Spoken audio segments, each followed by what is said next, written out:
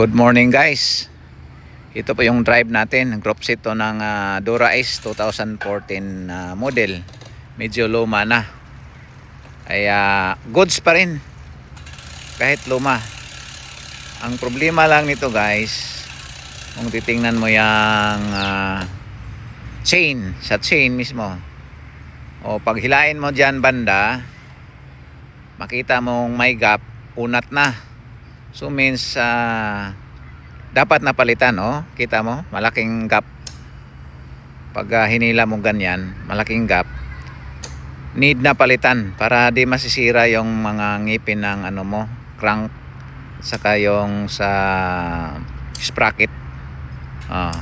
Dapat palitan na guys. So hanapin natin ang link kasi dito sa mga bago chain, dito tayo mag putol sa master link. Ito nga ang master link, dito tayo magputol.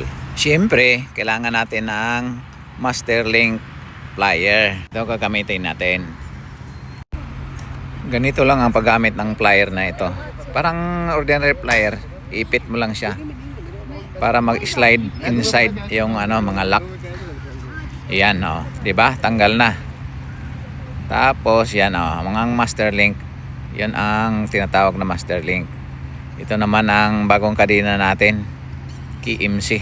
Yung ordinary lang, hindi masyado mamahalin. Medyo mabigat nga lang to. Dahil mahaba, kailangan tong putulan. Itong pamutol natin guys. Yan, puputulan natin.